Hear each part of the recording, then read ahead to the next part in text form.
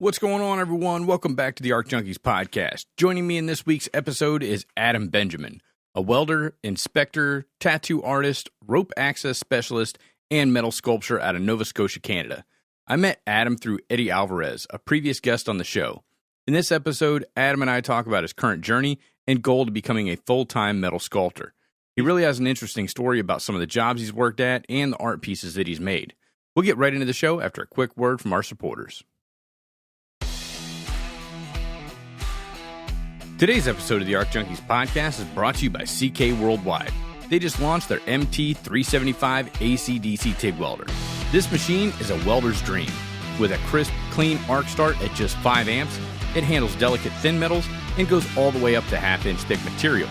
But the MT375 is more than just power. It's the complete package, featuring their new dual-pump water cooler, keeping your torch cooler for longer, and the steady grip foot pedal, a total game changer. Flipping between foot pedal and fingertip control for when you're not just welding at a bench. And it comes loaded with a 350 amp flex neck torch, a gas saver kit, and all the accessories you need. Just add coolant and gas. And the MT375 is backed by CK Worldwide's 3-year warranty. For more information, visit ckworldwide.com or contact their customer service team to set up a demo.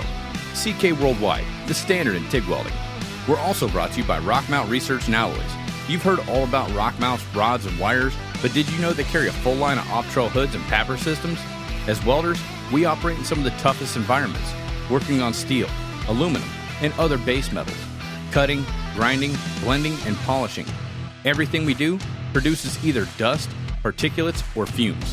Protect your lungs and your career by investing in the highest quality equipment. I recently purchased a Swiss air system from Rockmount that's made by Optrel.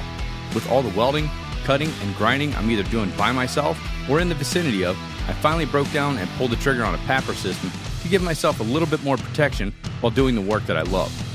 Rockmount is a national demonstration partner of Optrel. You can contact them today and schedule a demo for your shop to see if these papper hoods are right for you and your team. And as always, if you spend $250 or more on rockmountwelding.com, you can get a free 1-pound tube of Tartan AAA when you use AJP at the discount box at checkout. Get the job done right the first time, every time with Rockmount. We're also brought to you by Outlaw Leather. Dive into the world of Outlaw Leather, where it's not just about crafting welding accessories, but fashioning quality gear for your welding journey. Each item they produce tells a tale, meticulously handcrafted for those who dare to stand out. Embrace the fusion of passion and precision with Outlaw's unique leather welding hoods, offering unmatched protection with a touch that resonates with your journey. Revel in an unparalleled comfort with their leather armbands, a testament to their dedication in blending practicality with craftsmanship. And for the ironworkers out there shaping the world, find your perfect match in bolt bags, rod pouches, and scabbards. Every tool deserves its spot, and with Outlaw's keen eye for detail, you won't miss a beat. And Outlaw has an exclusive deal for listeners of the ARC Junkies Podcast. Right now, you can get 15% off on all in-stock leather goods when you use ARC Junkies in the discount box at checkout when you shop outlawleather.com. Step into a legacy with Outlaw Leather. All right, you know what time it is. Fire up your machine, drop your hood, and turn me up 5. Thank you for downloading show number 309 of the ARC Junkies Podcast. You're listening to the ARC Junkies Podcast, helping you make every weld better than your last with each episode. And now your host, Jason Becker.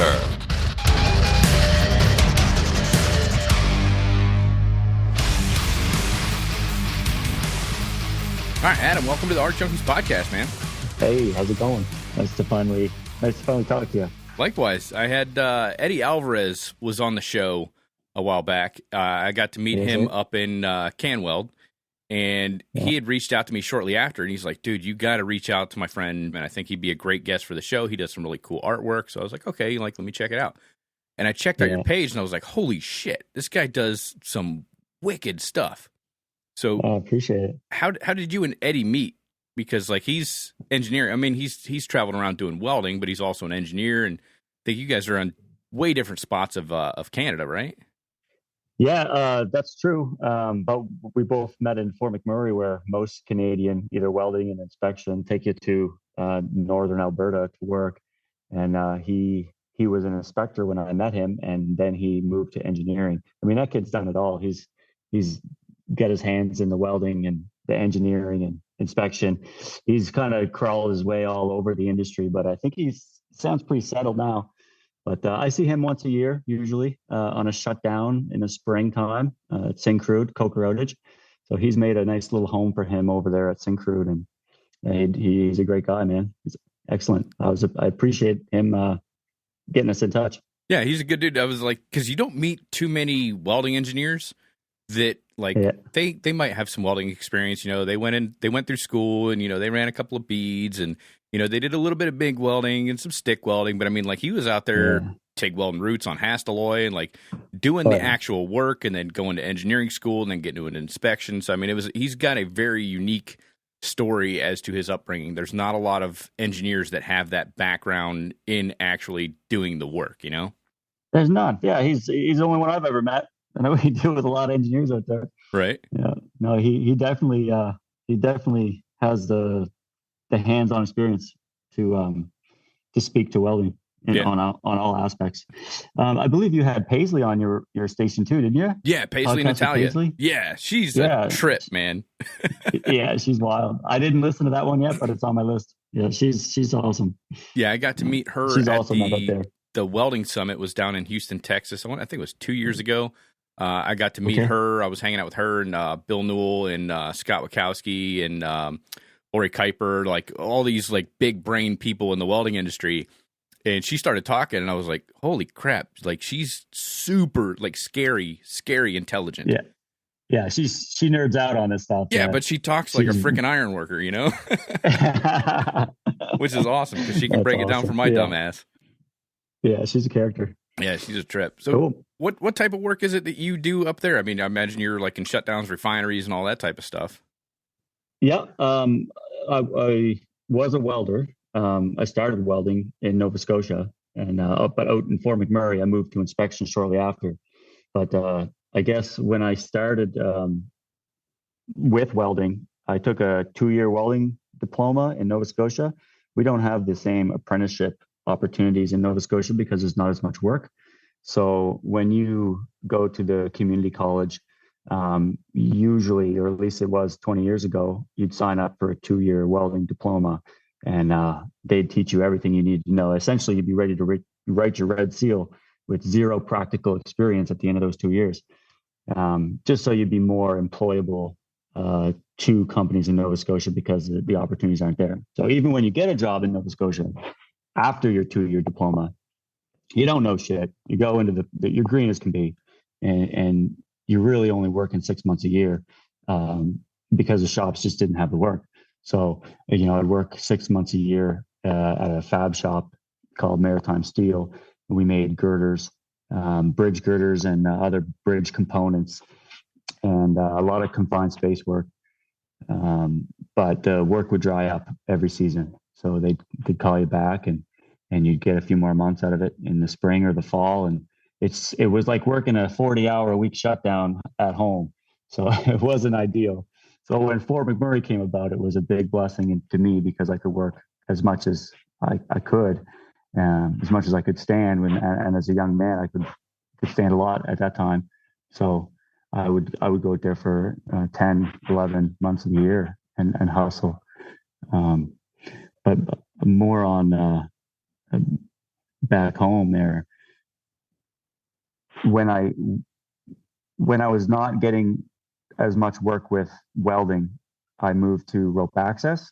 Have you heard of RAT, the company? No, I've not. Well, now it's Tactin. I'm sure you've heard of Tactin. They do rope access welding, rope access inspection, anything rope access related they're into. It's a sub of Rockwell. So Acuren, I think, owns it now. Okay, I'm familiar with Acuren. Or Rockwell. Yeah, so Acuren has a department now called Tactin, and they were owned by a company called RAT, or that's how RAT started. Sorry, let me start that again. Acuren bought out RAT and called it Tactin. Okay. So the cool thing is that when RAT was getting going, it was starting in my hometown. It's a pretty small hometown. And this fella Angus started this company, and all these young kids were coming out of school and getting these decent jobs and trades, but with rope access. So there was this whole army of these 20-year-olds that were getting trained with rope access in my hometown and being sent all over Canada. It ended up being quite a good opportunity, especially as a welder, because having a trade starting in rope access, you were already useful in a way. Whereas if you were just doing rope access, it wouldn't be as useful to the job, except for labor, until you worked your way up through the ranks of rope access work, and then you could be a supervisor and run jobs yourself, and that's quite lucrative as well as a career choice. But having a red seal in something was awesome. It was a great start to getting my feet wet across Canada. We would go and deslag boilers in Ontario. They would ship us all over. I've saved all my little ID cards from the different refineries that I visited over those years of working for Tartan, and there's a lot of them. So just jumping to little tiny sites all over was very valuable to me when I was getting out of Nova Scotia and getting to work a little bit more, getting a little bit more experience. So that took me my first job in Fort McMurray was through Tartan. I had to pass my red seal and I get a couple Nova Scotia pipe tickets. And then I took what's called the Alberta deep pressure ticket. I think Eddie was talking to you about that. It's just a stepping stone in the pressure pipe world. And if you pass that, then you can go on to other things. But it's a feather in the cap, I guess, for the start of your welding career. And I had to do all this stuff before the flight left for my first job in Fort McMurray through RAT. And pressure was on. I did the red seal exam and then passed the 2 Nova Scotia pipe tickets. And the last one I needed was the B pressure for Alberta. And thankfully, I passed it on the first go, and I was able to get on the flight the next day. And that's what started everything. Once I saw Fort McMurray, there was no looking back. That place is wild. Damn, that's pretty cool. So I'm not familiar with Fort McMurray. What exactly did they do there? I mean, I'm assuming it's some sort of industrial powerhouse type situation. Yeah, so Fort Mac is all our oil sand. That's where all of our oil sands are. Oh, okay, gotcha. In Canada. Mm-hmm. So we have 4 or 5 very large oil fineries. It's just where all the work is. The town grows in shutdown season comes and the town doubles in size kind of thing. You get fly in, fly out jobs, and it's it would be the equivalent of our chemical alley. And I think Texas has a chemical alley. Yep. You can see that stuff from space. Yeah. It's our version of that. Lots of jobs. Okay. Yeah. We actually had, so when I was working with the Ironworkers Hall down here in Orlando, we had a couple of journeyman ironworkers and a couple of apprentices went up during, 2010, 2011 timeframe. I guess the oil sands were like booming up that way. And so they went up there and they just they were making money hand over fist. They were killing it. Yeah. It can get wild. The wildest it was, I saw was in 2007. And then in 2008, the housing boom, the housing bubble popped in America. And that caused it to spiral down a little bit. But it's always been there. Like if you're in the maintenance world, there's always work. These places, they need to maintain themselves. So I've always been blessed to work in maintenance. I wasn't doing a lot of greenfield stuff. It was always blackfield. So I always had opportunity to stay and work and keep working shutdowns. And now I work 2 shutdowns a year. I try spring and a fall. I do 10 weeks in the spring, usually at Syncrude, and the fall is a little bit unknown, but it's usually 6 to 10 weeks at another location, depending on the year. But the Syncrude's kept me busy for the last 7 years doing the coker outage. It's been awesome. It's been a great experience. Okay, so are you primarily inspections? Okay, so you're primarily doing rope access inspections and stuff now? Yeah, I don't do rope access anymore. I kind of gave that up. That was just my stepping stone into Fort McMurray. And then once I got to Fort McMurray, I was about 3 months there before I took my first inspection job on the ground. Just more money was more opportunity. So I had to leave the ropes. I still love the ropes, and I've been a rock climber for my whole life. So that was a big part of going into the rope access world, and I loved it. But money speaks, and the opportunities were undeniable. So I had to leave that industry and stay with inspection. And then I never welded again. I left welding for many years until I had a home and a garage, and then I started back with the love of making artwork. Okay. So when before my second year of welding school, we had to do a job placement, and I reached out to a guy that made metal gates and fencing. His name was Murray Jones. He owned a company called Secure Tech, and that was my first time in a welding job, and it was my first time doing welding art, and I loved it. It was great. But it was it's a hard business to be in if that's your company in Nova Scotia. Not a lot of people are spending the money on quality metalwork. When you can order something from China for a quarter of the cost, it's not going to be the same thickness of material used. It's going to be junk. It's not going to last, but it looks the same if it's at the end of your driveway. So unfortunately, Murray's company didn't last, and he ended up being an inspector out west, and I've seen him many times since. But I've always kind of had my heart in that gates and fencing and metal sculptures, and just waiting, biding my time, saving up on the house and the garage and the welding machine and all the bits and pieces I needed to start up again. So here I am in my 40s trying to I won't say I'm going to try to make it as a sculptor, but we'll see if I can turn it into a full-time job eventually. It would be the direction I'd like to go. Yeah. Now's the time to do it, man. Yeah. Like I've met so many different metal sculptors and metal artists and stuff in the welding industry, hell, within probably like just the past 5 years. And, it's, you make a couple pieces and then all of a sudden somebody finds you and you start, getting commissions, and, you start becoming a little bit more well-known, and then folks start seeking out your work. And then before you know it, you're picking and choosing what jobs you want to take. Right. That would be nice. That would be a great place to be. Yeah, I that's obviously the goal. Yeah, for sure. It is hard to price. Man, I have some hard time pricing stuff. It's really difficult because you put so many hours into a piece, and it ends up being such a consuming. If you're really detail oriented or obsessive compulsive like I am about details, I can put a lot more time into the piece than it's worth. No one's going to pay that. So then my hourly wage is just going down and down and down as the more time I sink into this, because I'm turning into a little obsessive compulsive psycho on it.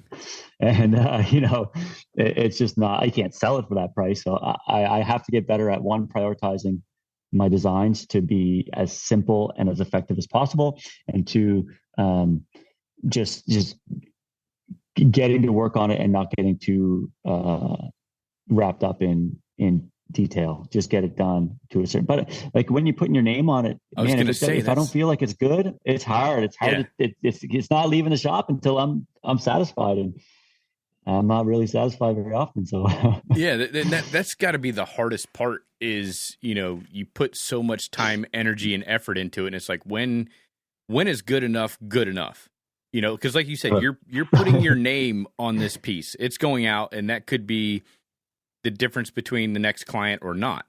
But then how much time do you sit there and obsess and rework and cut it apart and do it again to make it worthwhile as far as what you want to be able to charge what you've got into it, and if you've had to go back through and rework it until you're happy, I mean, every time you cut it apart and redo it, that's a 300% increase. And it's like, wow, damn, I can't sell it for that. I've got a good buddy who's, I don't want to use the term slightly OCD because it's way more than that, but he's such an awesome guy, and he builds some of the coolest shit. And he doesn't do Instagram, he doesn't do Facebook or YouTube or anything. He just builds some really cool artistic pieces here and there. And I worked side by side with him at the Ironworkers Union. He actually did a lot of the topiaries for Walt Disney down here in Florida. And you look at this thing, and you're like, dude, that is beautiful. At the end of like a Tuesday, 5:00, everybody's gone home. You're looking at this thing, it's like, how did this guy take like a figurine and turn it into, like a little 10-inch figurine and make this 15-foot tall, massive character that's like full of detail, and it just looks completely amazing. And then he would walk in the next morning with a sledgehammer and a cutoff wheel. and just destroy this thing and start back from the ground up. And I'm like, what the hell? He's like, I didn't like it. And if I don't like it, the artists aren't going to like it, because they fully trusted his ability. So I was like, dude, that thing, look, you put some bushes and shit on that, and like nobody will ever see it. And he's like, but I know it's there. I know there's a default in that, right in this area that somebody else couldn't see. But like, where do you draw the line between what's good enough for you and what's good enough for the client? That's got to be the hardest part when it comes. But I mean, at the end of the day, it's your work. So if you're happy with it, who cares what whether the client loves it or not? I mean, I think you draw that line. You draw that line when you're hungry. That's when you draw that line. That's true, but you don't want to screw yourself. Your family. Yeah, you don't want to screw yourself out of the value of something and devalue it because, well, shit, I need a paycheck. Let me, I'll let it go for this much, because then you devalue future work at that point. That's right. Yeah, you're just underselling yourself. But until you really get it going, I mean, for me, I feel like this is all just a part-time hobby that I'm kind of on the brink of committing to, or at least committing. Man, I can't even say it. I can't even say I'm going to commit to it full time yet. But like, I would like to. I would like to try. I will regret it if I don't try. But it's just one of those things where, I have the ability to go out west and pull in enough money for the bills, which allows me to get a few months on each end of the shutdowns to practice and play. And I've loved it. It's been the most joy of my life to be able to have that freedom. You get people that are in Nova Scotia working for a couple of weeks a year vacation. And although I come home and hustle, I still, I'm doing something that I love to do. And it's expensive to work with steel. So if I'm not selling art, at least I'm making things for myself. And I mean, if I took you on a tour around my house, like most of the stuff on my Instagram is in here, because I renovated this house and I put all metal, and that's what kind of sparked on this fire to like continue doing it. So yeah, I don't know I don't know if I could have done it any earlier in my career unless I worked for somebody else. And I have zero interest in working for somebody in a welding shop or environment, even if they could hire me as an artist. I got to do it on my own. I got to do it myself. Yeah, that makes sense. I keep telling people I've got a problem with authority and a low tolerance for bullshit. So I've got a hard time working for other people. It seems I can tolerate people for about 2, maybe 3 years, and then it's like, no, I gotta get out of here. And I've done that for, I don't know, the past 15 years or better. And I was like, no, you know what? Fuck it. I'm gonna go out on my own and do it. And it's been a blessing and a curse, because I don't have that stability of, paydays on Friday. And I got medical coverage, so when the wife, kids, myself, when we need to go see the doctor, I just flash that little medical card, and your medical system's completely different up in Canada. But I'm like, I get my medical services at a discounted rate, allegedly, pay for it year round. But you get all these benefits, and it's there, and it's secure, and it's nice. But when you go off on your own, it's scary as shit. You're like, I've got to get this bid. I've got to make this job. I've got to fulfill this contract. And you're scrambling to, put in the work. And then again, when is good enough good enough? That's going to get you off your ass, though. And that's the hardest part, the motivation. And if you're motivated by survival, then you're going to make the best stuff. You're going to push the limits. You're not going to go in and watch that hour-long series with your wife. You're going to be out in the garage hustling, or you're going to be setting up those appointments. And I think that I am living in a little bit too much comfort right now. And there's that whole thing about the starving artist, and they do their best work when they're hungry. And I think that's totally true for all aspects of just being in this industry, being in any industry, the man in general. Yeah. We're going to do our best work when we're under pressure. That's like, that's my motto.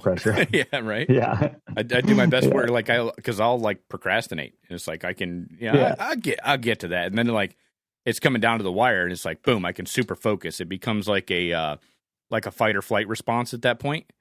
And then I can super focus on something, but I kind of need that to light that little fire under my ass. And kind of going off on my own has been a constant fight or flight situation.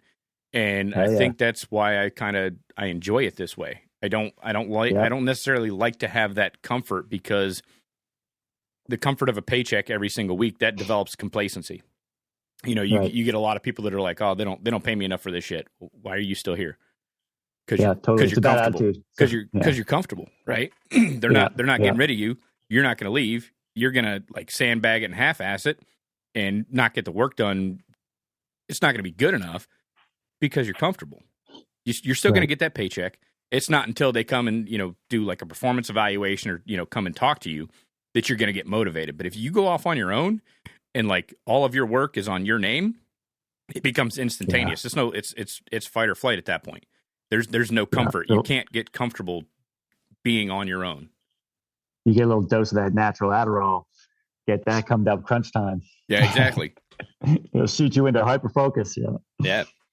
So now you said you work like a shutdown in the spring and a shutdown in the fall. Does that pretty much cover you for the entire year, or that's just something good to put away, and then you hit up some other different jobs throughout the year, and then that kind of affords you the time when everything slows down to do the artwork, or are you doing your artwork nights and weekends?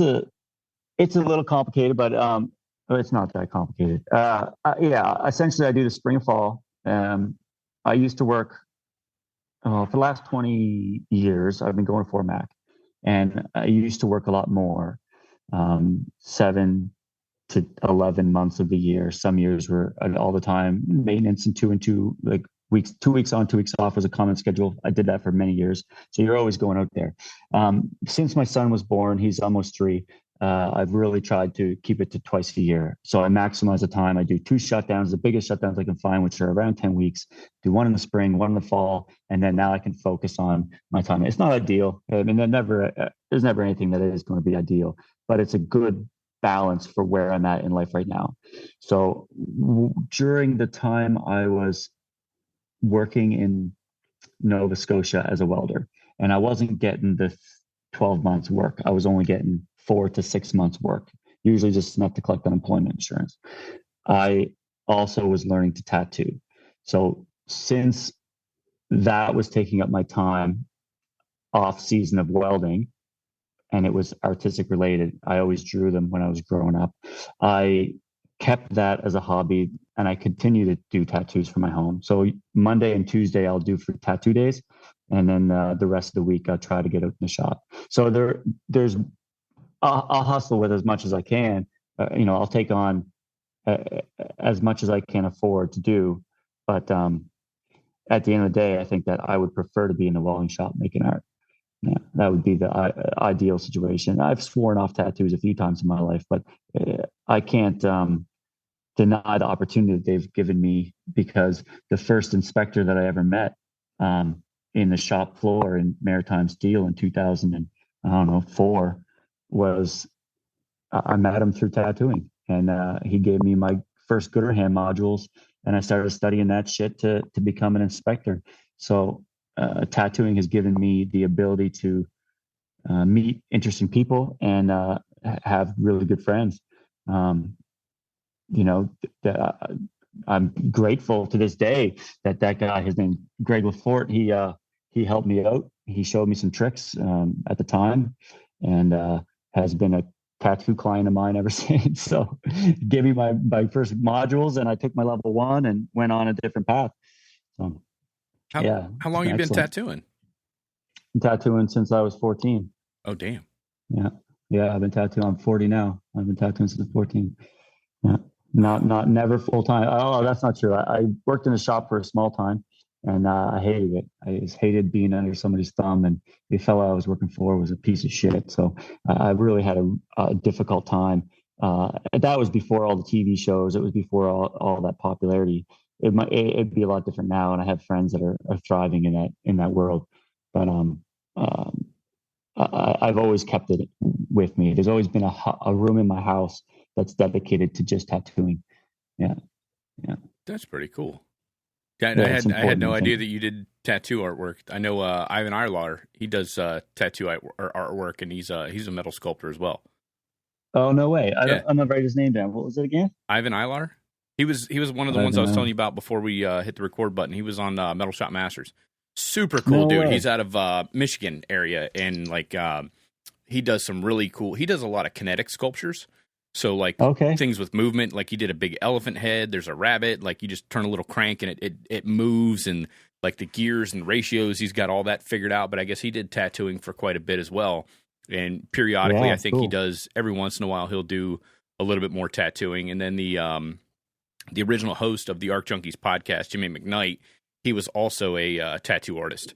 So it's kind of cool to see people that do tattoo work, get into the welding industry or vice versa, or, be able to work with both of those mediums.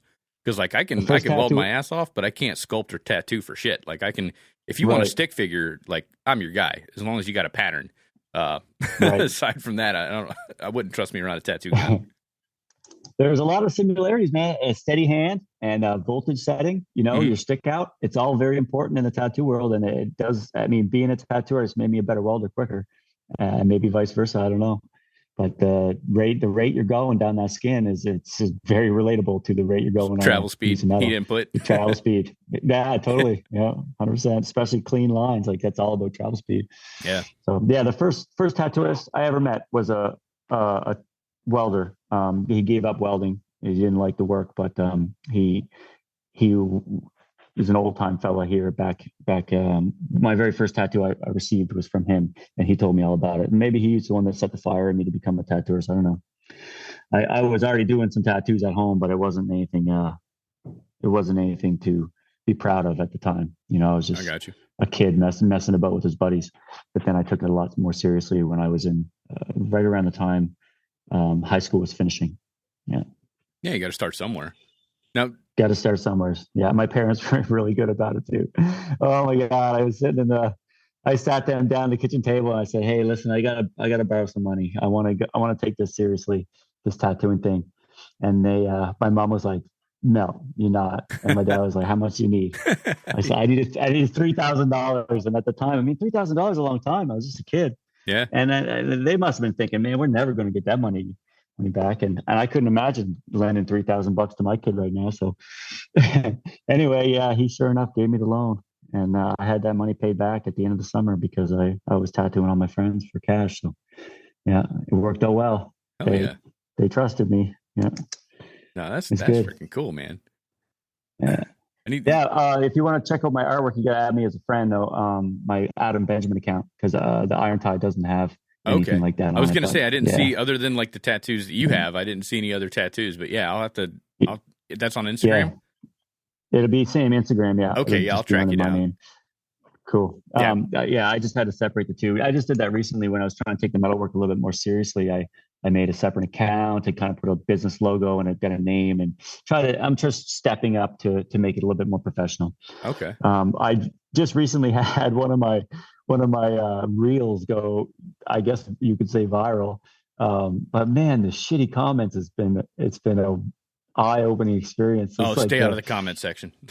Don't go there. But it's intriguing because this little reel, I don't know how many seconds, 13 seconds long. It's got like 2.6 million views and 125 comments of just like calling me out on the faux metal that I was doing something that's an accent to a house, and I was using these big bolts for visual effect. Oh yeah, I seen that one. The bolts are. Oh, you did see that? Okay, man. Oh, Jesus. Did you read the comments? No, I didn't. No, like I said, man, I try to stay out of the comment section. Yours, mine, and everyone else's.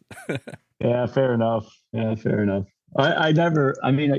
hear that. I hear people say that, but I've never been around anything that people have seen to that level. So it was an interesting experience to wake up and check your phone and have 13 new comments of negative comments. It was kind of neat, I guess. Yeah, I always tell everybody stay out of the comment section, but this is the first thing I do. As soon as I post something, it's like so and so commented. I'm like, what'd they say? And I have to look. It's like, what'd you say? But like most of the time, I won't respond back unless I got something really good. But most of the time, I'm like, all right, let your frustration out, bud. You don't have anything else better going on in your life. Obviously, you're in a sad, dark, depressed state. I'm not going to add to the any fuel to the fire. Go ahead, let my reel or my post, let that be the source of your anger. Go ahead, just pour it out right there. I can't lie to you. A little bit of it made me a bit giddy and excited when I was getting them because I don't know, so much so that I started posting them, like the comments. I'll put the posts of the comment on my story just so other people can see it. Mm-hmm. like the good ones, like the really offensive ones, I just throw on there. So yeah, I don't know. Some about it made me excited. I did that when I started working with Weld.com a while back in like early or late 2019, or no, I'm sorry, late 2018, early 2019. I'd put a video out, and we would record. Yeah. We'd record, edit, and release in the same day. And so they were about 2.5 hours away. So like I'd leave work, we'd record a video that day. The camera guy, he'd edit it, and then he'd release it by like 5:30. Right about 5 o'clock, I'm jumping in the car to head home. And now it's like a 2.5, 3 hour drive home, and then by the time I got home, I'm like, how's the video doing? Because the road that I'm taking, I'm like, I'm not playing on my phone while I'm driving, right? So I get home, and then it's like, boom, I'm like shoveling food in my mouth, going through the comments, and the same thing. It's like some of them were like really positive, some of them were asking for information, and that's kind of like it was like kind of self-gratifying, to be able to see people engaging it and people that like the work. But you read through like several hundred comments, and you're like, oh yeah, this is great. And then one person talks shit, and it just ruins my whole night. Yeah. But I would do that. We were putting out videos 3 times a week, and I would do it every single Monday, Wednesday, and Friday. I was doing that to myself, and I was like, I got to quit reading these. But then I got to the point where I was like, okay, if there's a couple hundred comments, one of them's being an asshole, 20% of them are asking legitimate questions, and the rest of them are saying that they like that video, they're recommended something else. So like I wanted to jump in there and help the folks out that were asking legitimate questions or needed help with something. But then I'd always run across that asshole comment, and it would just ruin my night. So what do? Are you just ignoring it, or do you like respond to the asshole comment? It just depends on what they're saying. They're like, that's not how you do it. And I was like, well, I'm sorry, according to, and I usually throw out resources because I try not to speak out of opinion on, especially when it comes to welding. I always try to, I was like, well, according to AWS, or, the CWB or API 1104 or, whatever code we're working to or talking about, I would state the facts. And so I started doing that in the videos. I was like, this is not my opinion. This is fact, like look this up. Yeah. And I think that kind of helped out a lot of times, but there's still trolls, there's people that have no life, and they get pissed, they're in a shitty mood because, they're comfortable at work, like we were talking about earlier, and they've got nothing better going on in their life. And they're like, well, my life's going like shit. I'm going to see if I can make this guy's, life a little bit shittier. And I'm going to throw a bad comment in there and see what it'll do just to get a rise out of somebody. 100%. And I'm putting all my best shit on Instagram. So it's like, I look like I'm like killing it. So I'm sure there's some people that are maybe jealous and they're sitting in a cubicle somewhere wanting to be an artist, and they're not. They're on the shutdown. They're on the shutdown. Yeah. They don't have any time. No, you do some really cool work though. But I appreciate it. So have you always lived in Nova Scotia, or is that like, that's the area you want to live in, and that's kind of where you migrated and moved to? Born and raised, man. Okay. I grew up just in Cole Harbor, about 20 minutes where I'm from now. And I'm going to stay here forever, I think. And unless the taxes get any worse, and then I don't know what I'm going to do. Come on down to Florida, man. I got to keep one in the chamber up here just in case. But right. Yeah, Florida would be dope. Yeah, Florida would be cool. Texas would be cool. Is that where you're at, Florida? Yeah, I'm in Orlando, like right outside Orlando. Okay. Yeah. But I was asking because I know Nova Scotia is kind of like a maritime area. Because like when we were talking about time zones, you were like an hour ahead of me, and I was like, how the hell is that possible? And I was like, oh shit, you're far East Coast. But I know that's a maritime area, and a lot of your artwork is kind of centered around like a maritime theme. So I was just wondering, did you grow up in that area, or it was like you were kind of landlocked and wanted to get out to the coast and got into it? But being on the coast has been very important for me, and it's very inspirational. So all of my art is inspired by the nature around me. Very little of my art would be anything other than animals or fish or some sort of plant life. All my tattoos are like, if I were to take my shirt off, it's all flowers and ocean related things. Like there's very few skulls or demons or any dark things. I just live a very calm, chill life. I feel like I need that that is my escape, I guess, is to try to like even heavy music, man. I used to listen to punk music when I was growing up. It was very popular when I was a kid, and I had to get away from that too. It was just wind me up and give me anxiety. So now I'm like, my mind is so scrambled that when I make things, I have to do things that like chill. It has to be a calming experience for me. Really? Yeah, totally. Okay. Yeah. I couldn't listen to metal, heavy metal, screaming, anything, all that. Oh, it's too much. I can't handle it. So Just not sets me not on a fan fire. of Pantera then. I used to be. I Okay. used to love Pantera, actually. Yeah, but that's when I was probably, full of piss and vinegar, and a little bit full of testosterone. But now that that's settled a bit, I can't handle it. Yeah. I was actually, so I was walking through a gun show down here in Florida because that's what you do. And I was wearing a Tool t-shirt, and some guy spotted it and like he waved me over, and he just gave me like this little not so well-known fact that people that listen to heavy metal music are typically on the same IQ level as folks that listen to classical music, because the complexity of the music, it doesn't sound like it to most people, but the complexity of the music between like the vocals, the drum line, the bass, lead guitar, the rhythm guitar, like all that stuff is right on point with classical music. Okay. And I thought that was fascinating. So I started looking up, like way back then I looked it up and I was like, holy shit, like he's onto something here. Really? But yeah, like the difference between, like, if I go out in the shop, a lot of times I'll listen to, depending on, and it all depends on the welding process, but a lot of times I'll listen to like instrumental music with things that there's obviously no vocals because it's instrumental, but it's very soothing because I do a lot of TIG work in the garage. But if I'm out at the, if I'm fabricating something, like I think I was listening to like a lot of Soulfly and Tool and Metallica and Megadeth when I was doing, we built my buddy and I, we did a 17-foot by 24-foot aluminum humidor. And so I was like, okay, he was out of the shop and I was like, cool, it's my time. I threw in my ISOTUNES and like I was just freaking jamming out. But like if I don't have to do a whole lot of thinking, I can put on some heavy metal. But if I'm doing something that requires complex thought or something like that, I just need to take the vocals out, and then I can focus and concentrate on what I'm doing. It's weird because I'm not even following along with the vocals. Yeah, that's legit. No, there's maybe something to that.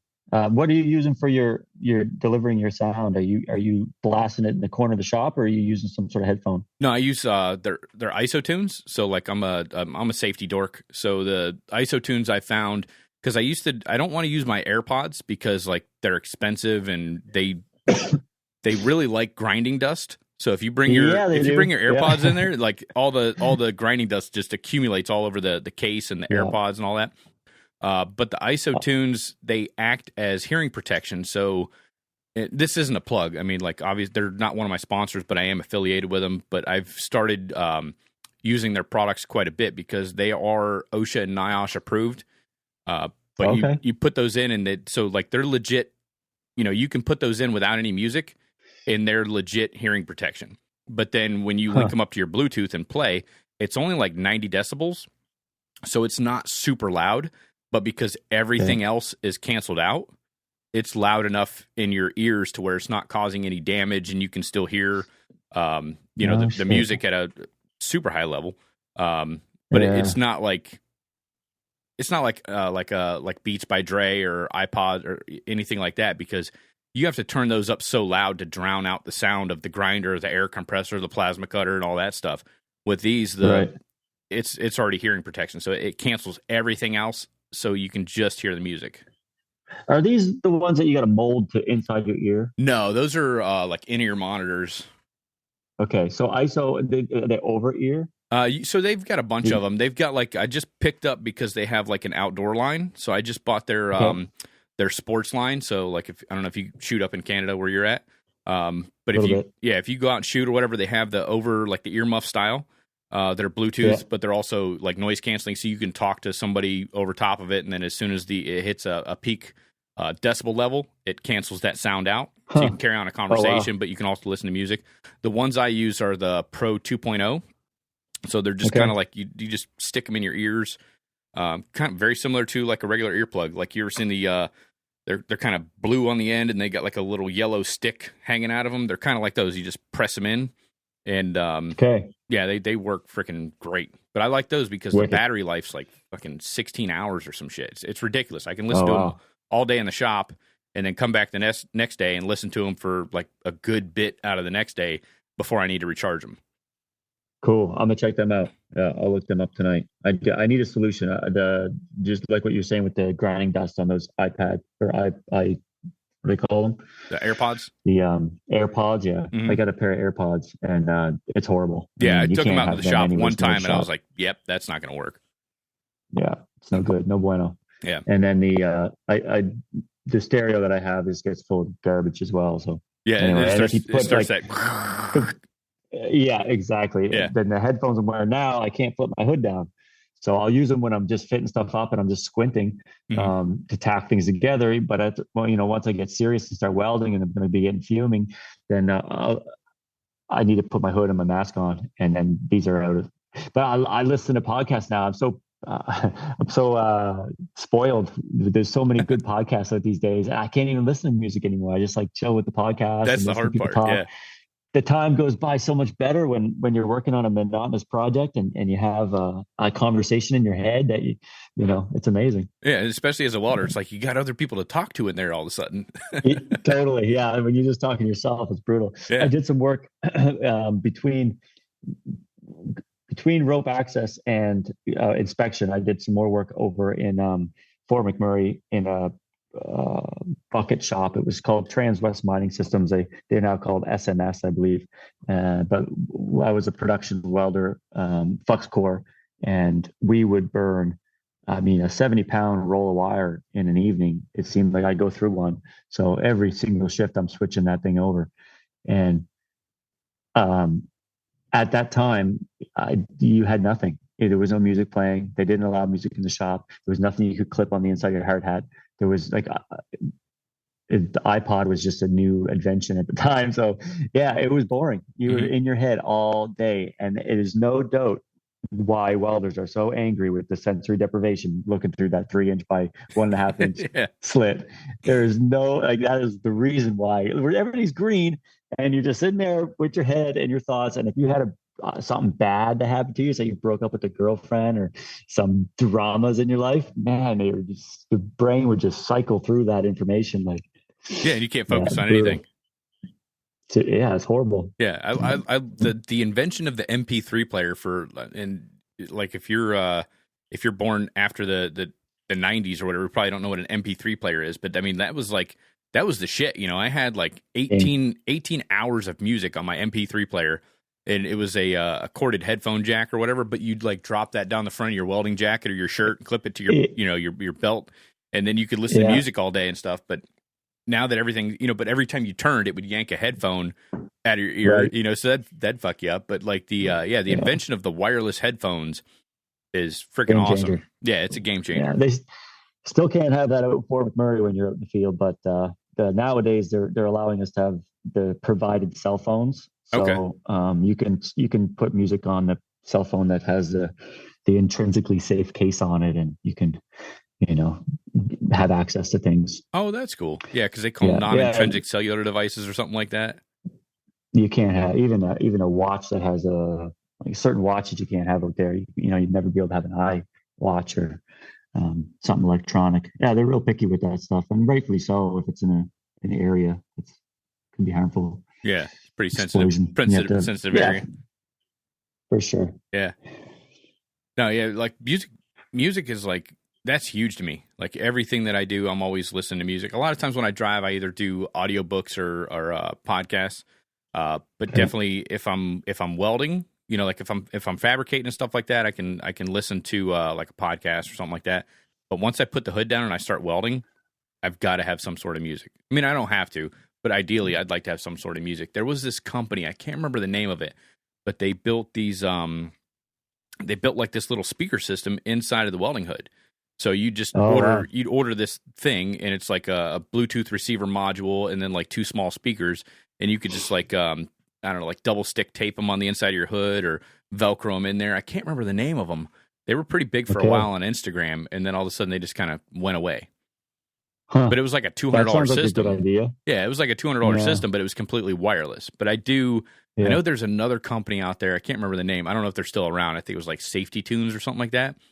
But they looked like the same thing. It's got like a yellow tip and a blue stick hanging out the back, and then it's got like a blue cord in between it. But they were wireless headphones, so they looked identical to hearing protection. So if you're on a job site, like you could walk by the safety guy, and he's like, good, he's wearing his safety equipment. He's got his earplugs in, good to go. And like, meanwhile, you're busting out with the misfits and shit and just walking around the job site. And he thinks you got your own tune going on in your head. Yeah, that's wicked. Oh, Yeah. That's great.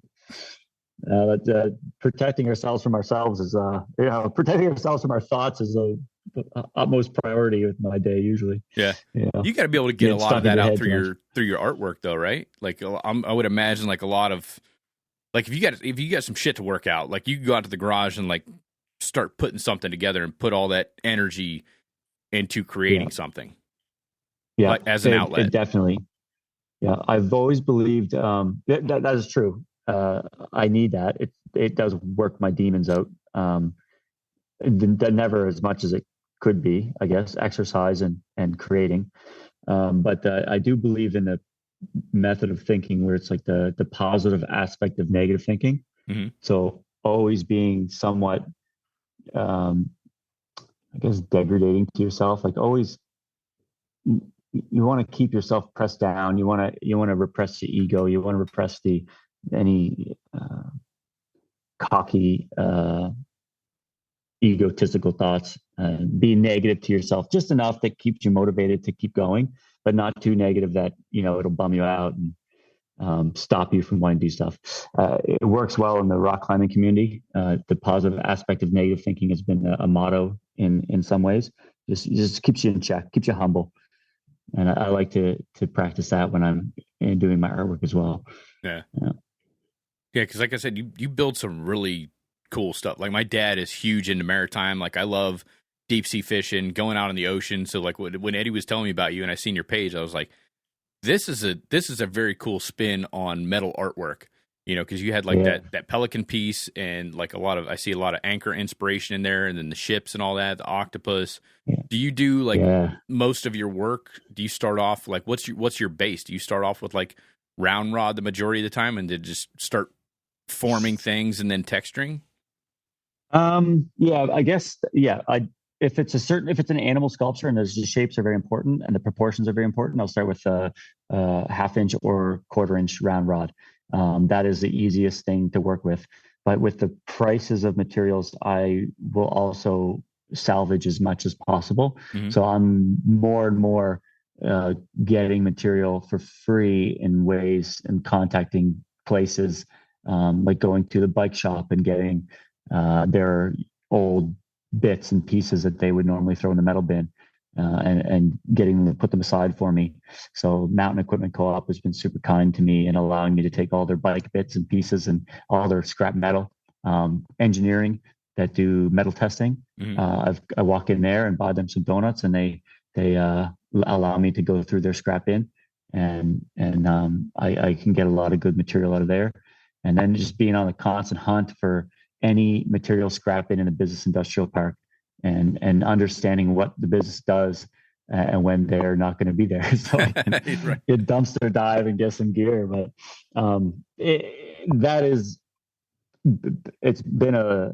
it's a process. It takes a lot of time to not only steal the bits and pieces, but to also process them, because a lot of time they have grease on them or paint, and you got to get that stuff off before you want to work on it. So, I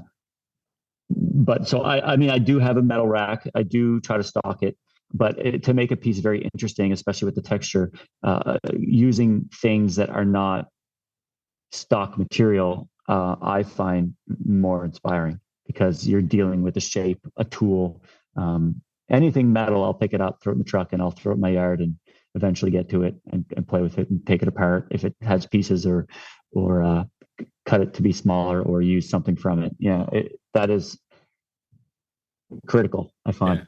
Yeah. That's definitely a rare attribute to be able to, like, I've got a buddy, and he's a trip, man, but he's fucking wild.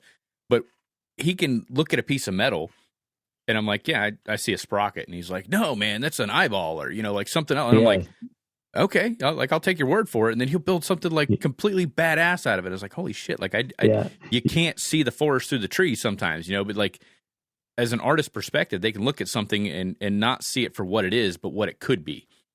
Yeah, 100%. Yeah. Sometimes a sculpture will start based on a small thing or tool that I have, and I'm building the sculpture around that, because like this is the one part of the animal that's going to work really good. And then I start working on the rest of the animal with other pieces. But it all starts from that one thing that's sitting in this corner of the shop. But man, that looks like a fish's fin or whatever the case may be.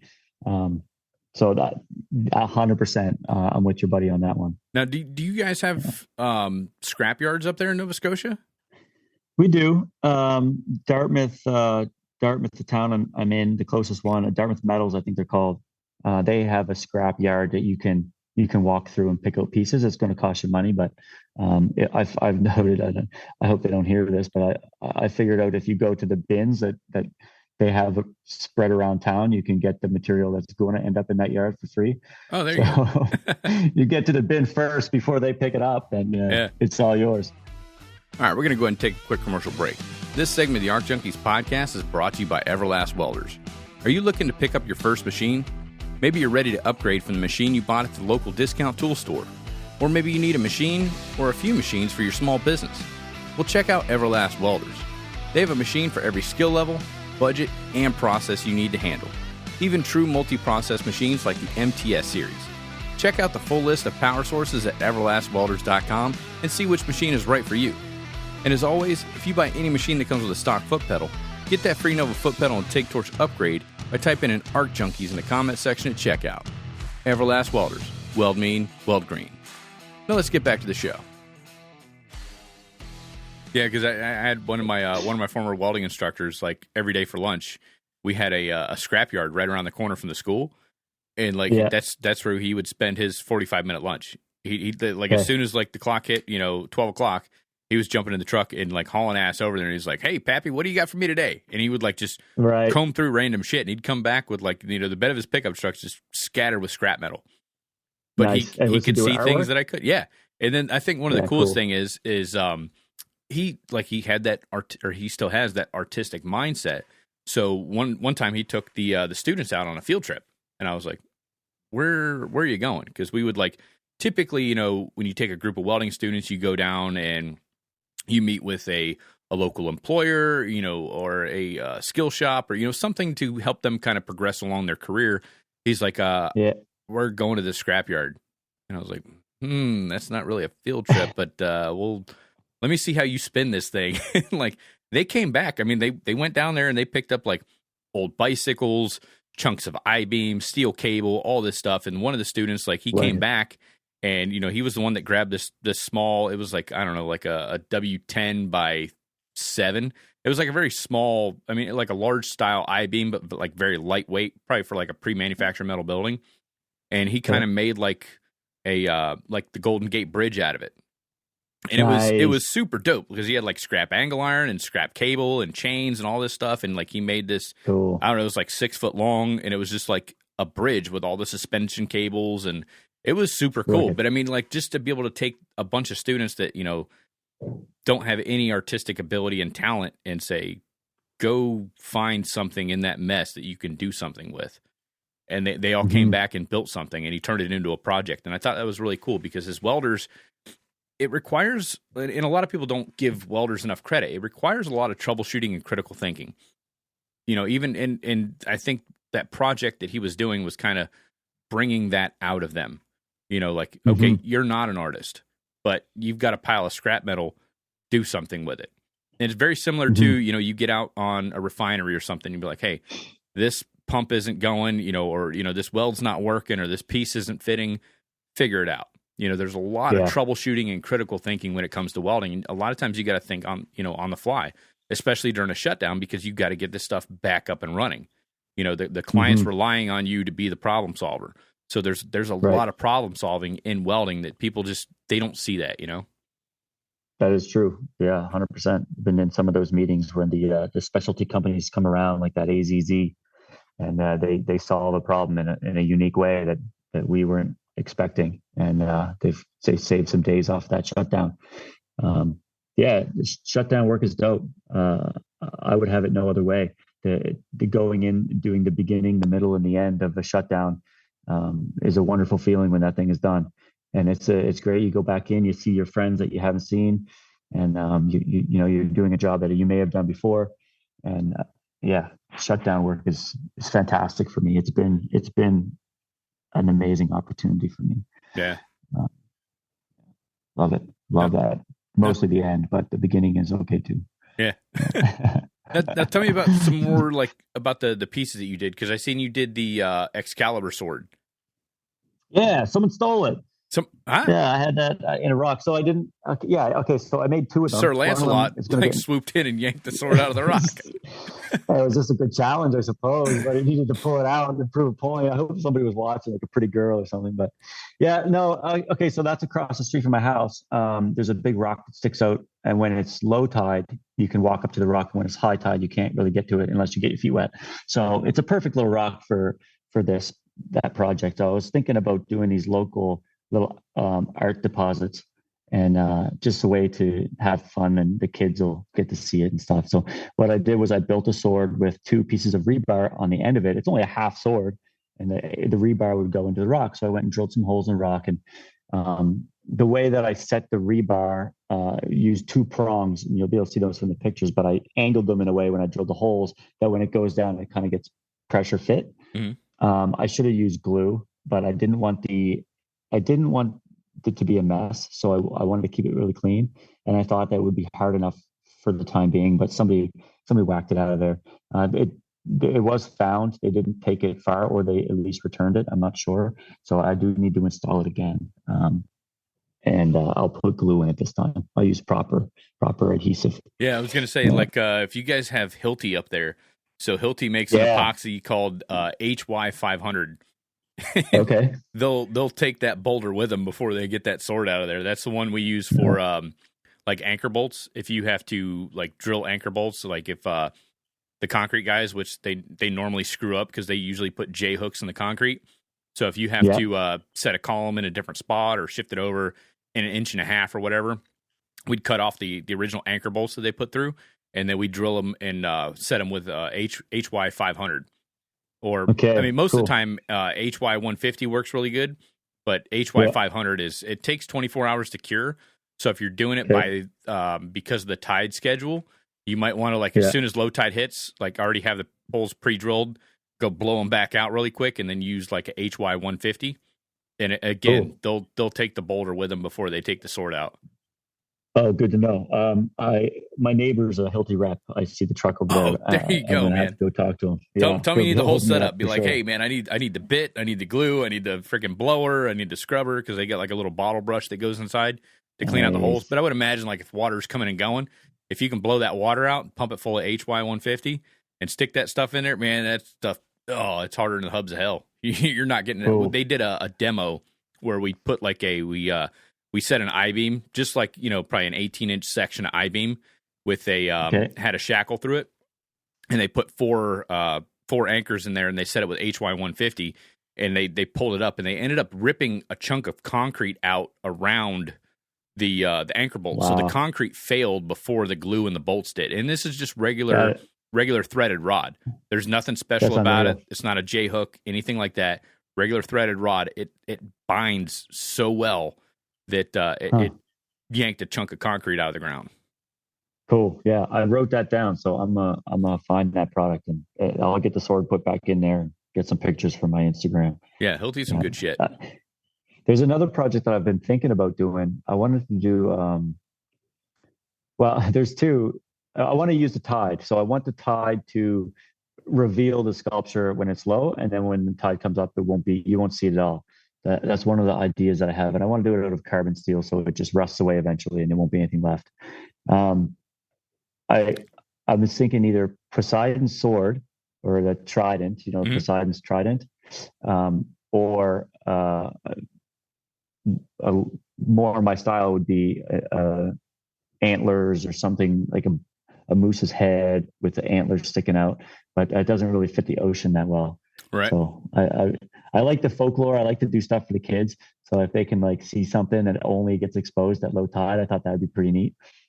Poseidon's sword might be, or Poseidon's trident. I was going to say that trident would probably be badass. Just don't put it in the swimming area. Yeah. Well, they don't swim over front. Yeah, it's all ocean. It's pretty rocky. You guys don't swim in the ocean? Not in this location. Yeah, there's a nice beach around the corner. Okay. That people would go to, but here it's a bit muddy. I got you. Rocky and muddy. Yeah. Okay. So I was going to say in Florida, man, if it's wet, we jump in it. You can get in it. People do swim there, but it's not the best. Yeah, it's pretty seaweedy and I got you. gross. Yeah, I think Poseidon's Trident would be kind of cool. That'd be pretty dope. That would be cool. Yeah. I don't want to litter the area with too much art deposits, but at the same time, I think I need to put a few more. I need to keep going with them. Yeah, you'd be the first one that I've ever heard of doing it in the ocean, because I've seen of like urban artists, they'll build something and kind of like stick it somewhere or whatever. Right. But I think having it in the ocean only on display for what's high tide, low tide, they're 12 hours between, right? Typically 12 hours between high and low. So it would be available twice every 12 hours, but depending on where you put it, I suppose. Yeah. That'd be kind of neat. Yeah. I'm sure there's a lot of nautical shit you could do. I know you're big into like the ships and stuff like that. Maybe you could do like a small ship. Yeah, that would be cool. Actually, where I live there's a shipwreck that's out at the headland where I'm at. So there's a lot of metal pieces, and I've used those pieces many times in my artwork. If I'm doing something ocean related, it's nice I have a bucket of bits that I've taken home from walking the coast, and I like to add something to it for two reasons. One, for the meaning and just having this piece that's been sitting in the ocean for a few decades. And the second thing is that the texture is already on it. So once you get all the rust off it, it's been pitted in this most beautiful way that the texture it's amazing. So it's nice to include some of that in the pieces. Mm-hmm. Another thing that I've been getting access to in this location is that I'm right on the edge of a train track, or a former train track. They've turned it into a trail now, but the railway ties are everywhere. Oh yeah, the spikes. I mean, yeah, they have endless supply of railway spikes, and they're valuable. Like, you can make so much with them. So I like to keep my eyes open for those as well. And if they've been sitting in the ocean for a while, if they've been rusting, they're even cooler, because once you get that, thick oxidized crap off there, sometimes it's a 1/4 inch thick and it peels off, but underneath it's some really neat pitted steel. That's dope.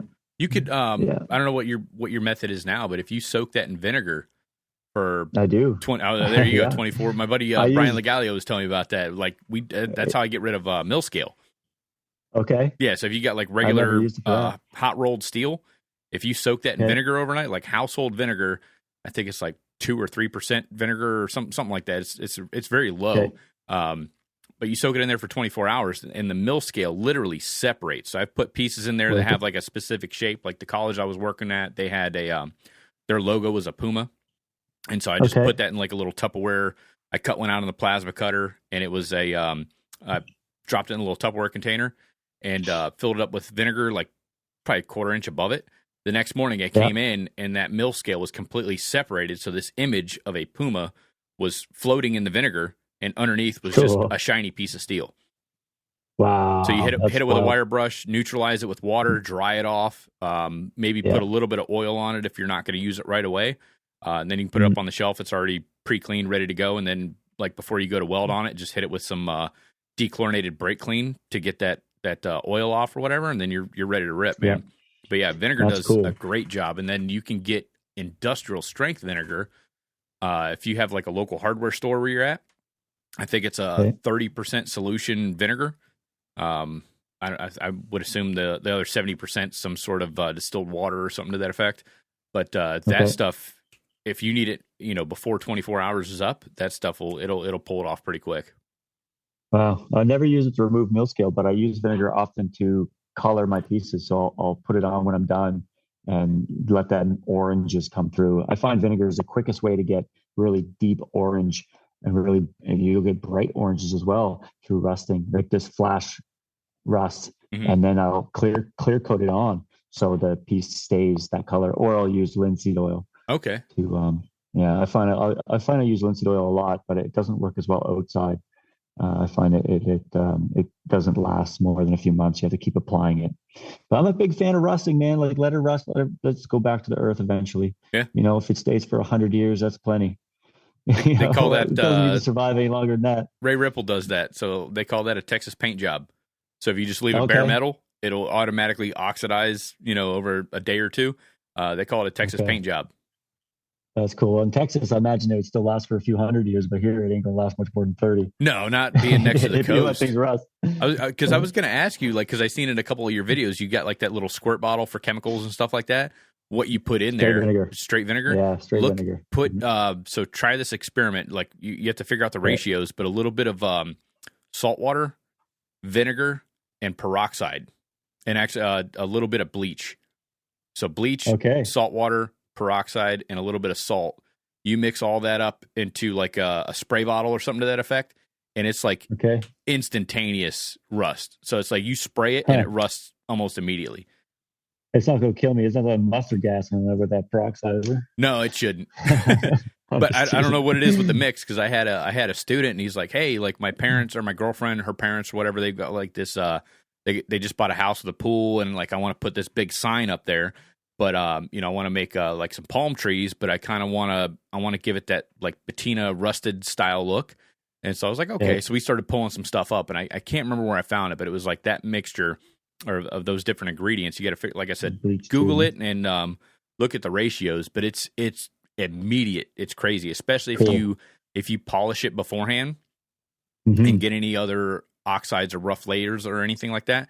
As soon as you hit it with that stuff, it's instantaneous. We built like these little palm trees with the people's name on it, and I think the people's name, it was like their last name. That's what we sprayed with that mixture, and then the palm trees that kind of came up, he welded on those and textured them, and then we took the like the trunk of the actual palm trees and we wrapped those with jute twine, so it kind of had like that rough, raspy kind of like a coconut fiber on the exterior of the trees.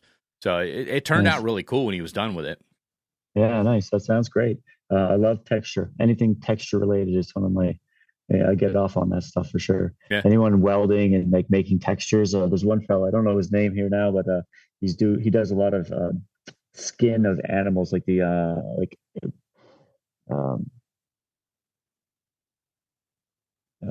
do you call those? Reptile skin. He's really good at making like bumps and stuff, and he grinds them down in a certain way. Oh, gotcha. Yeah, it's really neat. Yeah, I don't know how he's doing it. I mean, you got to keep those things secret sometimes. Yeah, you keep some of that. Close to the chest.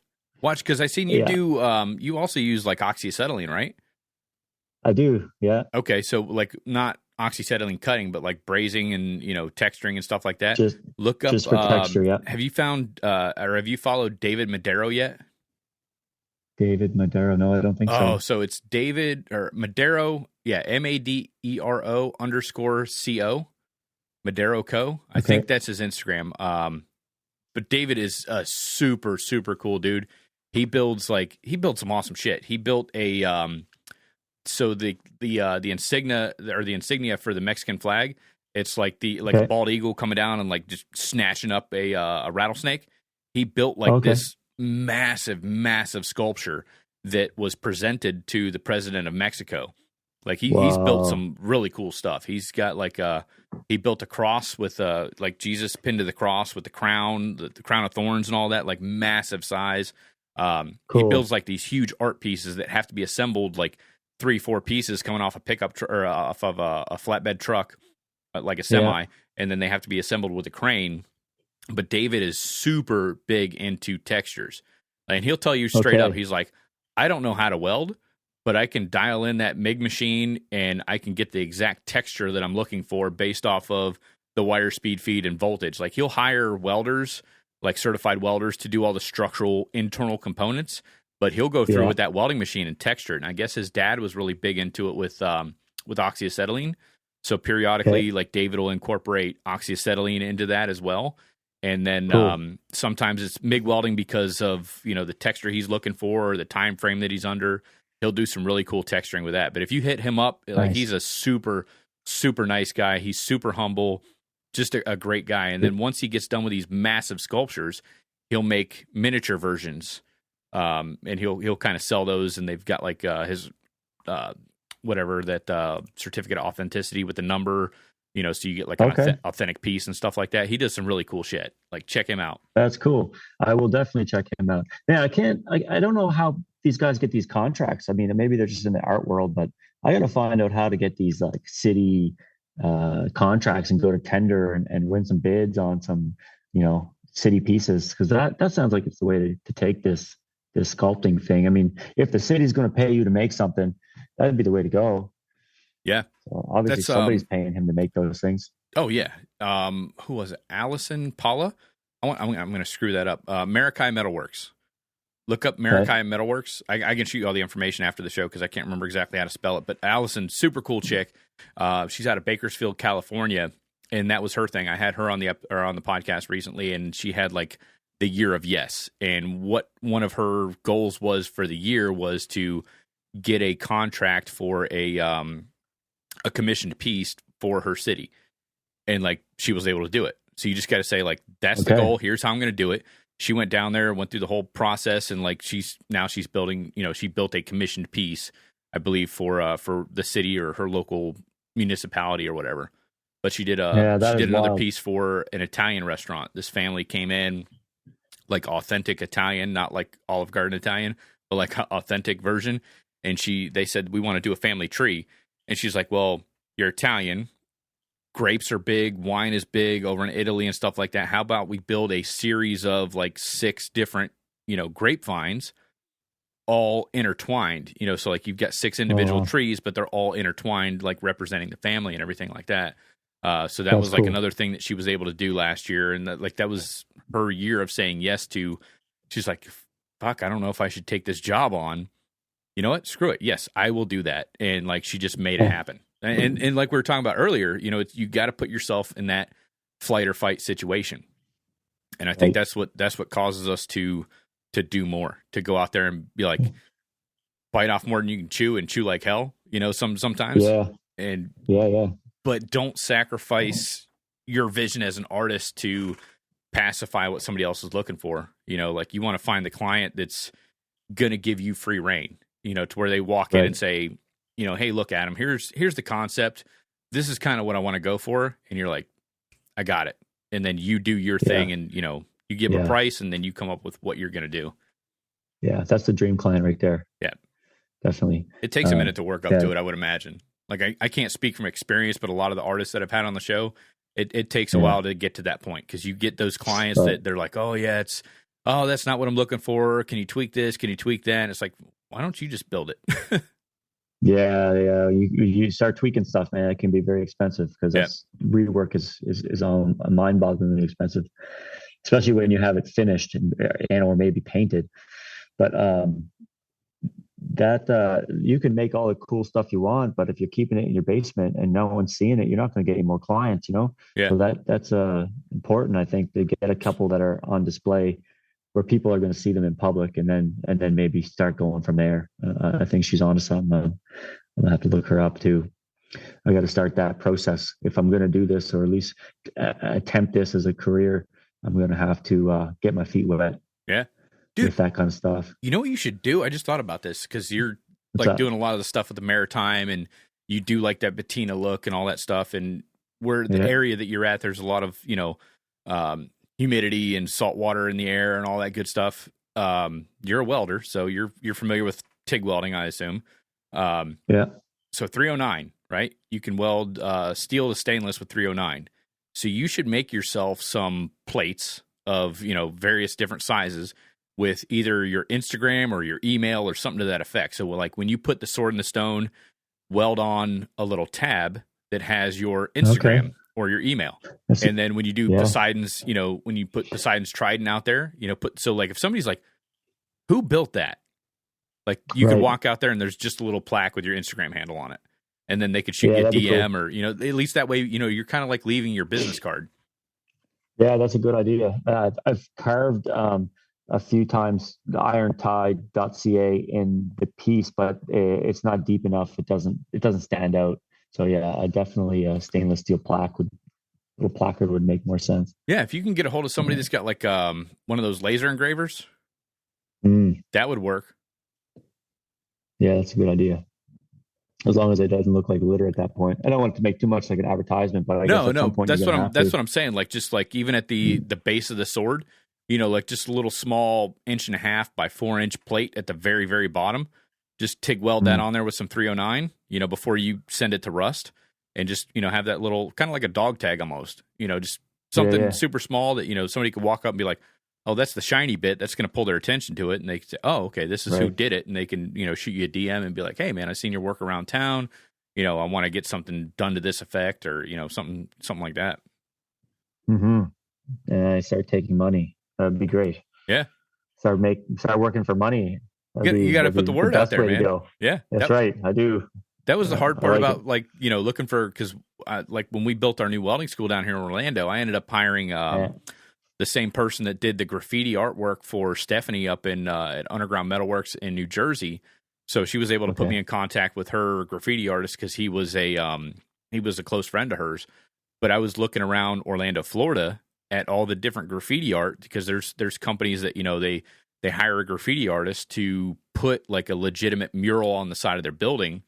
But you look at the signature and you're like, how the hell do I contact that person? Like, I can't read it. I mean, that's cool that that's their tag, but there's no business card. How do I find that person without going in there and talking to the people that work in the business? So I was trying to find a graffiti artist, but luckily it worked out that Steph was able to link me up with hers, but I couldn't find who actually made the pieces in Orlando because I can't recognize that tag. There's no calling card at the bottom. There's no like business card or placard or anything like that. Yeah, I guess originally tagging was kind of illegal, but now tagging is such a vibrant part of every city. Yeah, like when it's done by the right person. People still tag it, but you can't read it and contact them. I mean, for that specific reason. Right. Yeah, that's cool. I've heard you talk a lot about community on some of your podcasts, and I can't say I have any community here in Nova Scotia with regards to welding, but I was curious, and when I hear you say it, I'm like, are you just getting through this community from Instagram? Like, are you meeting people through Instagram where you're finding that there's a lot of welding community? Oh yeah, definitely through Instagram. But so shameless plug, Eddie wanted me to talk to you about coming down to FabTech. Oh, okay. Because I guess he's talked to you about it several times. You're like, yeah, I don't know. Dude, come to a FabTech. And you're Nova Scotia. This year it's going to be in Orlando. I think it's a 6.5 hour flight from where you're at to here. Okay. You're probably going to have to do some layovers. I don't know if there's a direct flight from Nova Scotia to Orlando. But yeah, like that was kind of the thing. So you get to meet a lot of these folks via Instagram, and I'll send you a bunch of people to like link up with after we get off here. Okay. But yeah, link up with them. But the cool thing is meeting them in person. But the whole welding community, it was like I got on Instagram, I would say late 2016, and I just started following different people. It wasn't until I kind of got with weld.com that I started actually meeting a lot of these folks that I was following, going to the different events and, the conferences and seminars and stuff like that. But that's kind of how you link up with the majority of the people in person anyway. Right. Because you just had, I guess, because you're in Nova Scotia, which I believe is pretty close to New Brunswick. So there was, next time. Yeah, you guys had CanWeld in New Brunswick, Moncton, New Brunswick, back in early October. I mean, that's probably not the best place to meet metal artists, but there was some other folks there, like Kevin Waugh, or he's Kevin306 on Instagram. He was he was at that conference as well. Max with the Canadian Welding Bureau. So the cool thing is, because you have like the welding side, the inspection side, plus the artist side, you can get into some of these events as a member of the CWB, or get involved with your local CWB section, and you'll start linking up with different folks. But I would say probably the biggest thing is like FabTech, and I push that one a lot because like even before I participated in FabTech as like a I don't like a speaker or a host of different things, and like I always went to FabTech as a welding educator, and I got to meet some of these folks. Like I remember being a welding instructor down here in Florida, watching a lot of welding and tips and tricks videos, and then I got to go to FabTech Atlanta and meet Jody Collier in person. Or, you get to meet some of these folks that you've been chatting with online, or you get to see their work on Instagram or YouTube or anything, anything like that. I would say that's probably the biggest thing. And they got metal artists at this one. FabTech would have metal artists. Yeah, FabTech. Because I know FlameTech Scorpion, they usually bring in a couple artists. Hypertherm, I know Hypertherm always brings in Ray Ripple. Typically, a lot of the abrasives companies. Frank Ledbetter is usually at FabTech. Ivan Eilar's at FabTech. Ray Ripple's at FabTech, and they were a lot of the folks that were on Metal Shop Masters. Tom Passes is usually at FabTech. Michael Furick, who makes the glass cups and everything, like Furick cups. A lot of these folks are at FabTech. A lot of people that make a lot of the tools and abrasives and stuff that you use. I think you use a lot of Walter abrasives.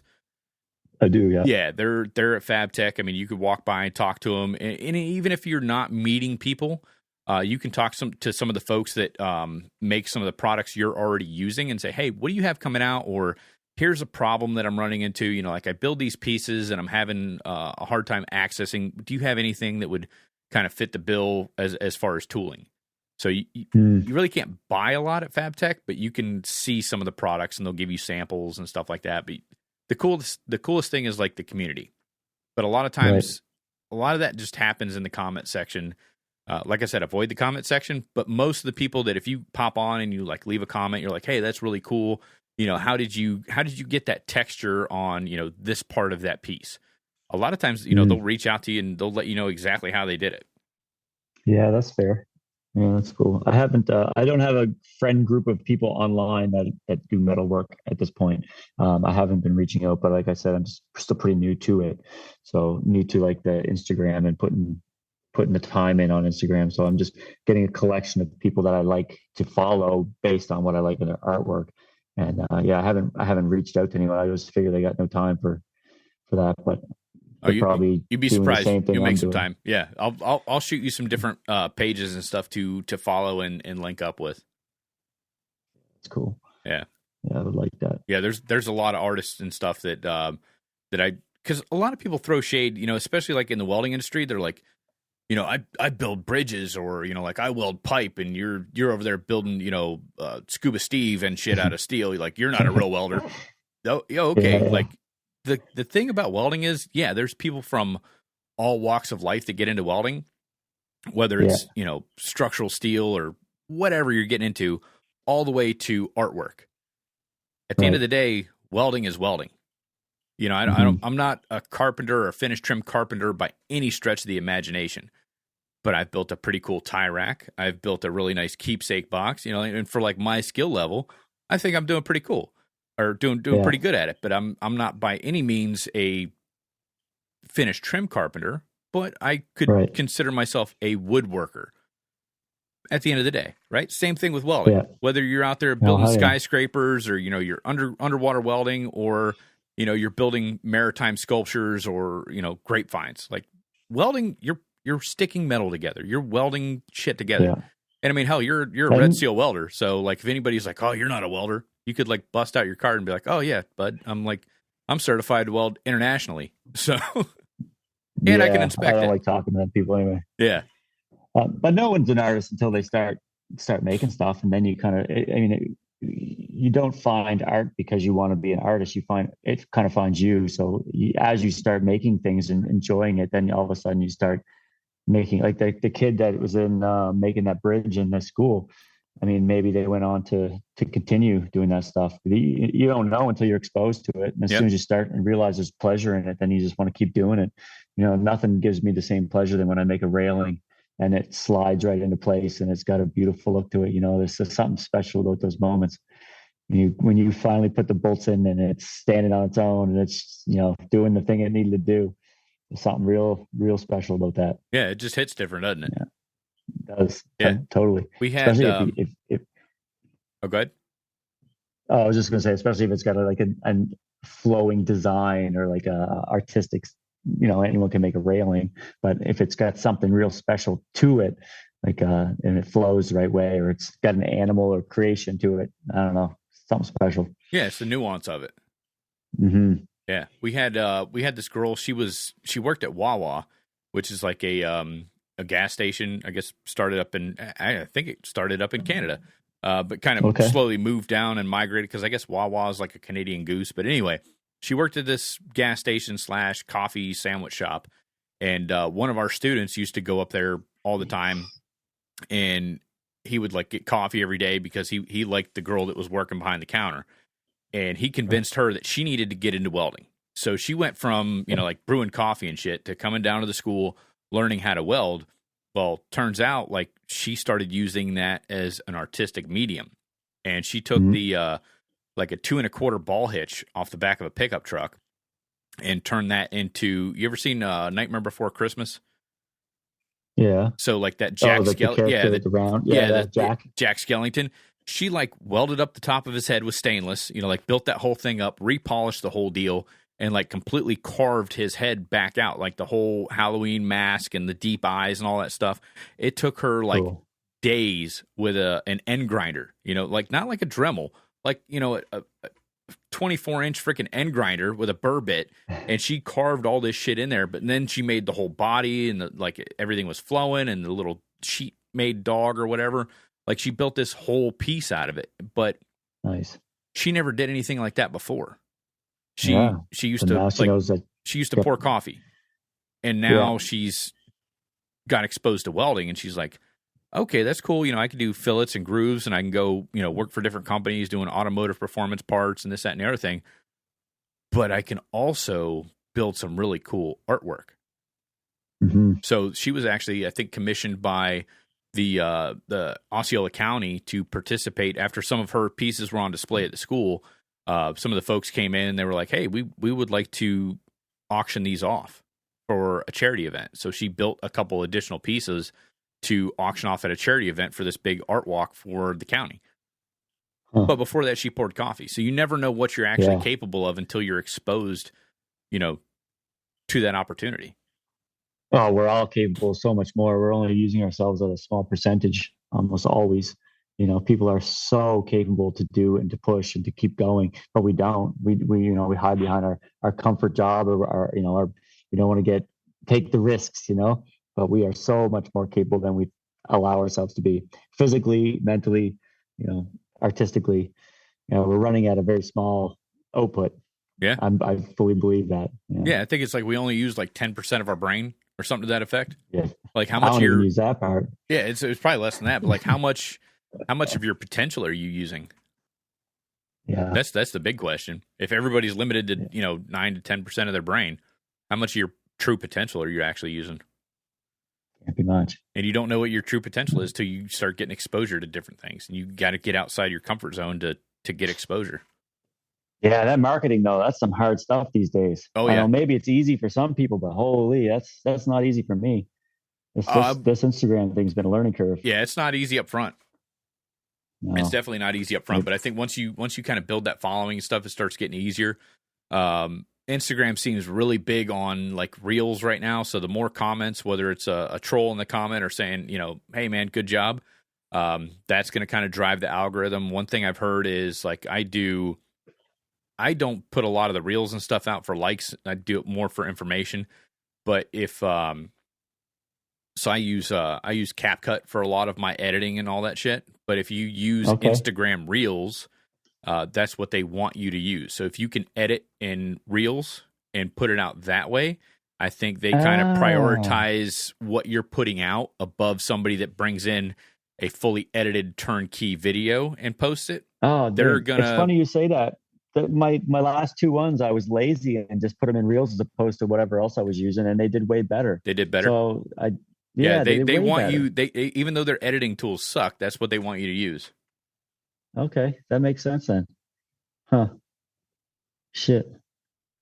Yeah, that the last two ones I did have been my best ones yet. Yeah, it's weird how, and there's a bunch of YouTube videos on how to get ahead on Instagram. Just make sure you're watching something from within the past couple of weeks. I think Brock Johnson. I think that's I'll find his Instagram. I'll send it to you. But Brock Johnson, he does a lot of stuff when it comes to Instagram and like kind of teaches you different ways to get ahead, get more followers, comments, subscribers, and all that stuff. But I met his mom at Social Media Marketing World. I didn't even know they were related till he made a post about somebody said, "You're only famous because of your mom." And I was like, who's this dude's mom? And I was like, oh yeah, I got to meet her at Social Media Marketing World. But yeah, he puts out a lot of little tips and tricks and stuff, how to get ahead on Instagram and all that. The big thing is consistency. You got to like post every day. Which oh man, I don't have that. I'm super horrible with that. Like I post the episode title once a week. And then every once in a while I'll get a wild hair up my ass and have an extra spare 20 minutes and I'll cut like a little educational or informative video, and then I'll put that out. But yeah, that's a full-time job, man. I got stuff to do. That's the hard part. Yeah, that's what makes that marketing so hard, is that you're trying to work on the actual thing that you're making to make that the quality product. And then you got to sell it to the world, and it doesn't even mean anything. Like, you could make these beautiful posts on Instagram, but at the end of the day, it ain't paying you, you know, unless you get really popular. Then I suppose it could be, but it seems like a lot for nothing. You never know who's going to see it, though. That's the big thing. Fair. And the cool thing is Instagram and Facebook, all those different forms of social media, it's all free advertising and free marketing. So you got to look at it that way. But the cost is time. Nothing's ever truly free. The cost is time. Like, you got to take the time to film the video. Then you got to edit the video. Then you got to find the perfect song. Then you got to find the perfect title. Then you got to find the perfect hashtags. And it takes a lot of time. You know, and I'll be stressing out about them songs too. It take forever to find that perfect song. Oh yeah.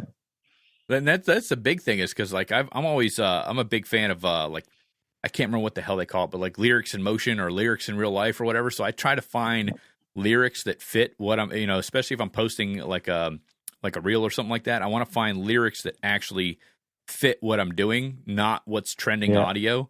But I know if I pick a trending audio, that's going to get sucked up in the that's going to get sucked up in the algorithm, and people are going to use that. But I like to use songs that are relative to what I'm doing. So it just, you know, it depends on what you're going for. There's been a couple times I've used a song that it didn't have the right licensing, and it said it couldn't be used in algorithm. I don't know how it told me that, but it was like which is stupid because Instagram gives you access to that song, and then you pick it, and they're like, "Oh yeah, that's copyright," and I'm like, "What the fuck? You guys let me use it? You had it in your library." So the easiest way around that is you can click a button to appeal. And then, because I've done this hundreds of times, it's like, you can't use that because it won't be displayed in the following countries. And it lists like 30 countries, like India, Russia, like all these other countries or whatever. And I'm like, you know what, screw that. I'll appeal it. And then when in the area where it kind of gives you a spot to explain yourself, just hit the space bar and submit. And then like 10 minutes later, you get something back, and it's like, okay, your request has been approved. Oh, wow. Yeah, okay. I literally tap the space bar because you have to put some form of text in there. Just tap the space bar and hit submit.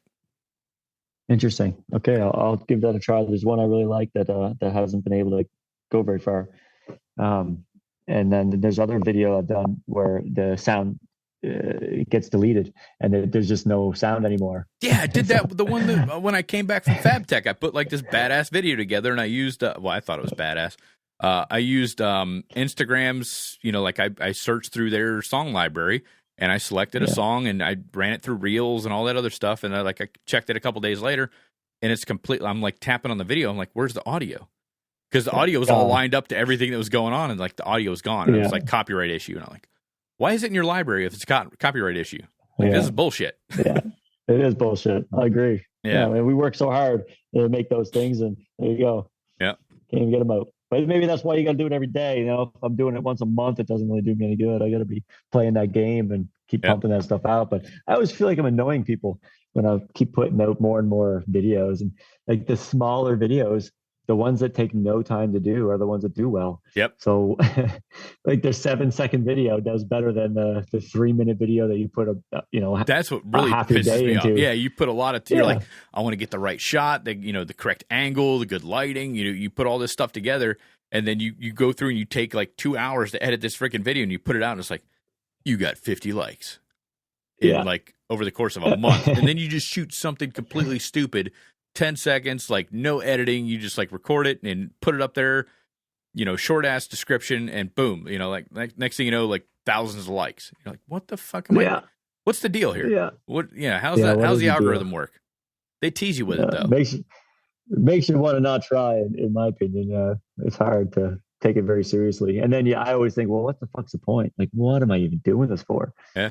But just keep pushing it, man. Mess around with it, like commit to like 30 days. Like plan it out like a month in advance, and like commit to 30 days of, I'm going to put out a reel or a post a day or story, something to that effect, like put something out every single day and just see if that does anything for you.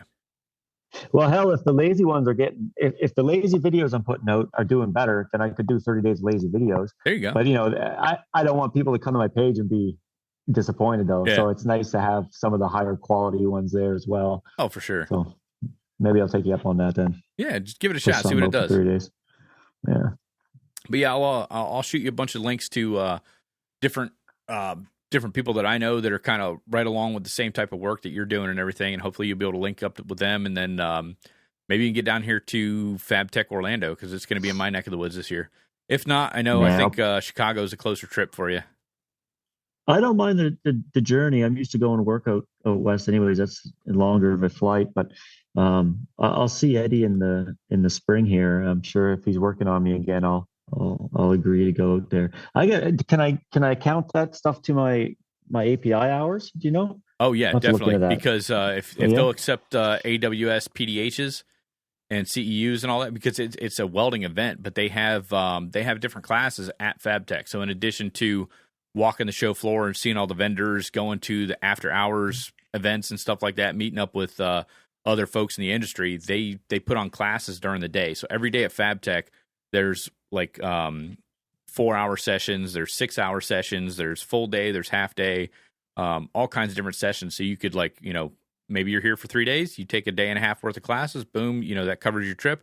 You spend the other day and a half, shaking hands and, checking out the show floor and looking at different tools and all that stuff. That's what I used to do with the school. I'd take a day or two of classes, and then the last day, I would, I'd hit the show floor and go seek out different, people that I knew in the industry and want to kind of meet them in person. So yeah, you should be able to do that.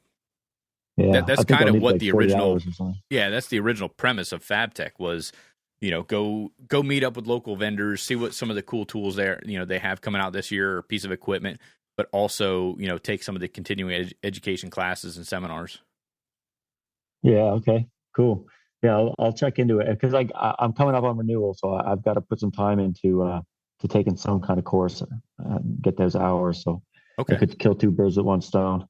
Yeah, and if you're looking for additional hours, I'll have to link you up with Max with the Canadian Welding Bureau. He's Max Saran with the CWB.